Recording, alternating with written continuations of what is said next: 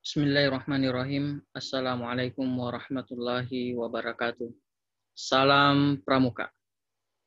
Alhamdulillah, hamda syakiri hamda yuafi ni'amahu wa yukafi mazidah. Ya Rabbana lakal hamdu kama yanbaghi li jalali wajhikal karim wa azim sultanik. Allahumma salli ala Sayyidina Muhammad wa ala ali Sayyidina Muhammad. Apa kabar Anda sekalian? Semoga adik-adik semua dalam keadaan sehat walafiat. Alhamdulillah, pada kesempatan kali ini berjumpa lagi di pelatihan Pramuka dalam kegiatan online ini.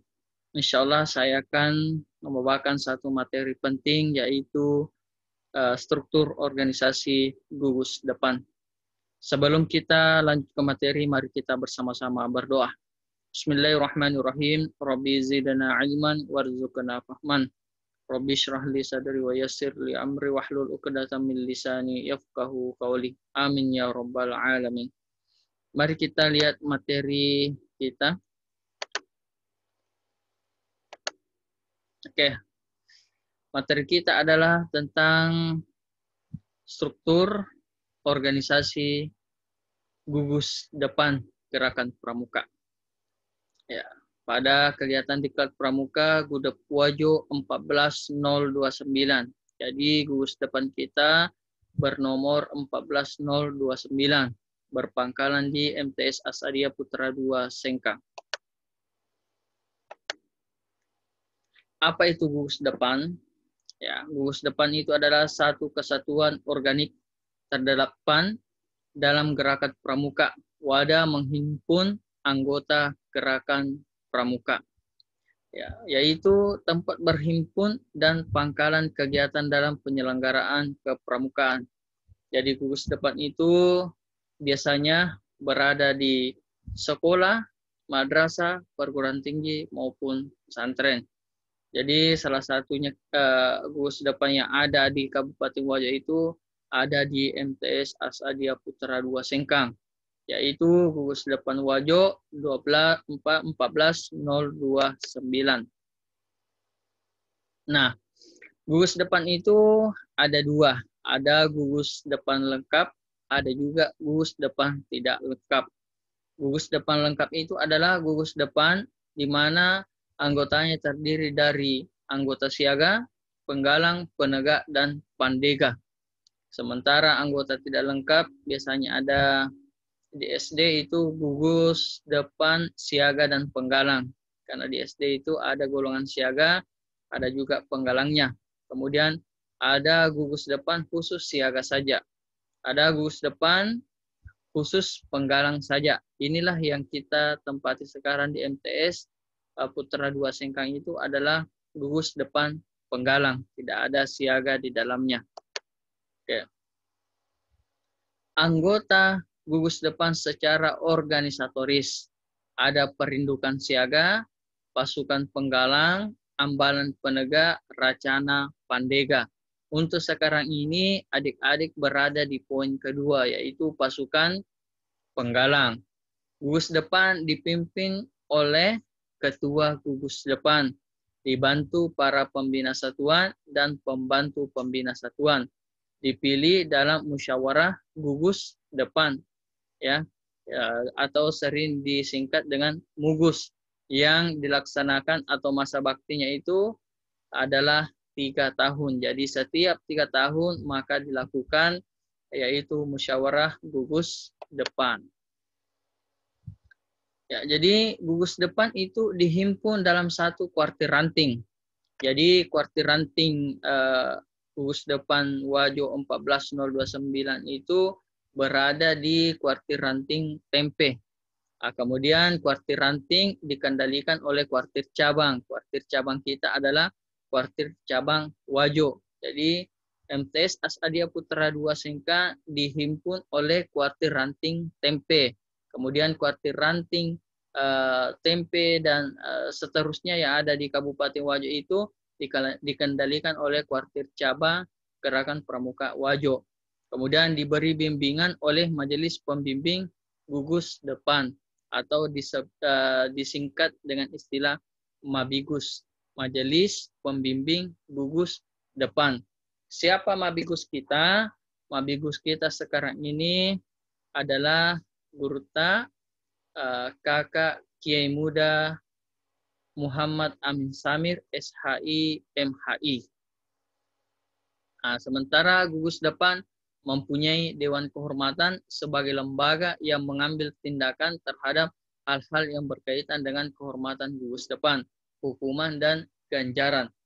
Jadi, ketika ada anggota gerakan pramuka gugus depan Wajo 14029 atau pramuka MTS Asadia Putra II Sengkang yang melakukan atau melanggar kode etik gerakan pramuka, maka yang memberikan sanksi atau mengambil tindakan tidak lain dan tidak bukan adalah dari Dewan Kehormatan. Ya, masing-masing satuan juga memiliki Dewan Kehormatan, baik satuan Perindukan Siaga, Pasukan Penggalang, Ambalan Penegak, dan Racana Pandega.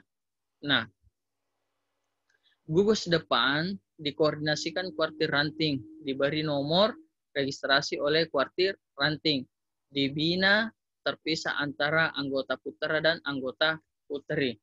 Jadi sekali lagi adik-adik sekalian bahwa Gudep Wajo 14029 yang berpangkalan di MTS Asadia Putra II Sengkang itu adalah gugus depan putra, ya, dan diberikan kode registrasi oleh kuartir ranting Tempe. Jadi kuartir ranting kita adalah kuartir ranting Tempe yang berada di bawah naungan kuartir cabang Wajo. Jadi di sini penomorannya 14. 14 itu adalah kode dari kuartir ranting Tempe, ya. Karena di Wajo itu ada 14 kecamatan. Sementara menurut Abjad, Tempe itu adalah kecamatan yang terakhir, maka dia mendapatkan posisi 14. Sementara 029 ini adalah gugus depan MTS Asadia Putra II Sengkang, sehingga gugus depan Wajo 14029 itu berpangkalan di MTS Asadia Putra II Sengkang.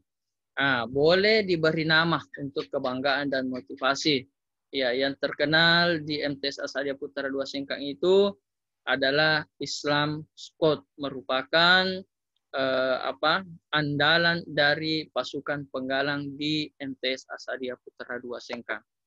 Nah, inilah struktur organisasi gugus depan, ya, adik-adik sekalian, bahwa pramuka itu memiliki beberapa golongan, ya. Ada perindukan siaga, ada pasukan penggalang. Perindukan siaga itu biasanya di SD, sementara pasukan penggalang itu ada di SD, ada juga di MTS sederajat. Kemudian ada ambalan penegak. Ya, ambalan penegak itu berada di pangkalan Madrasah Aliyah, ya, atau SMA, dan Racana Pandega itu berada di perguruan tinggi. Ya, adik-adik sekalian, yang perlu kita pahami bahwa sistem satuan dari penggalang itu adalah regu, ya, regu. Satu regu, ya, satu regu itu terdiri dari 6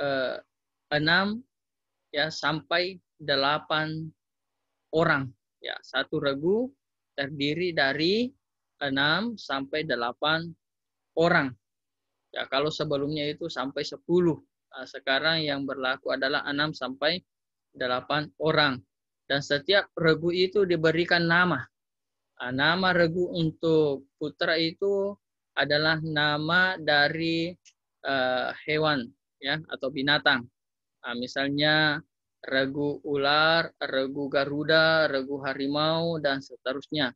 Sementara kalau untuk putri, regu putri itu diberikan nama berdasarkan nama bunga. Misalnya regu mawar, regu melati, ya, regu kamboja, dan seterusnya.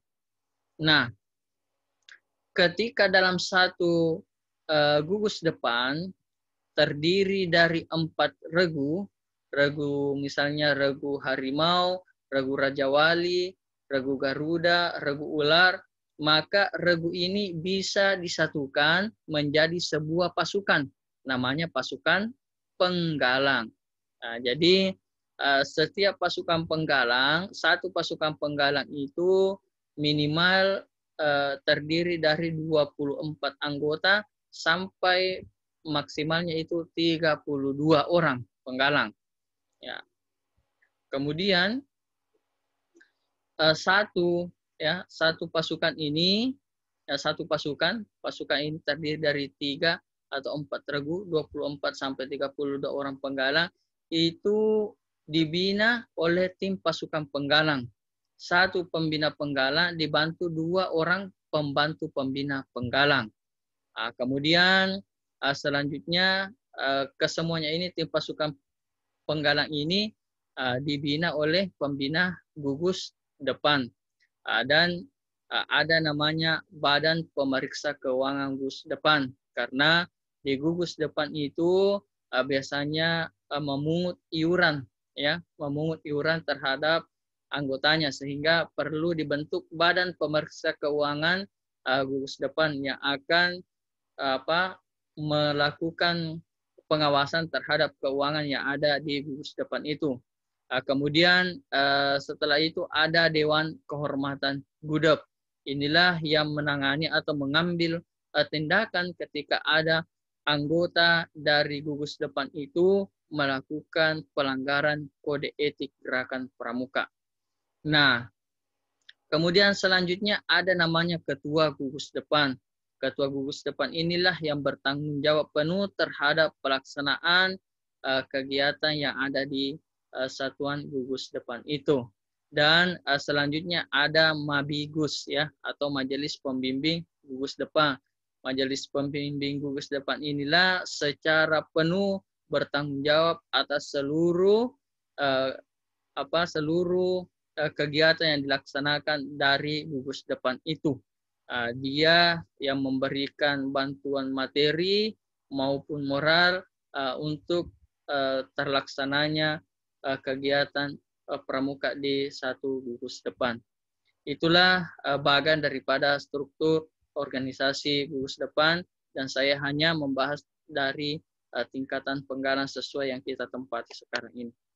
Baik adik-adik sekalian, anggota gugus depan itu berhak satu meningkatkan kemampuannya. Jadi setiap peserta didik, adik-adik bisa mengembangkan kemampuannya. Kemampuan dari segi apa?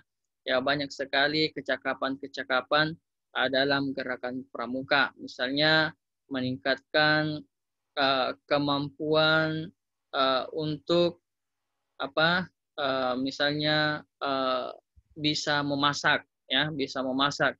Silakan belajar untuk memasak. Kemudian anggota gugus depan berhak dilantik dan diberi penghargaan.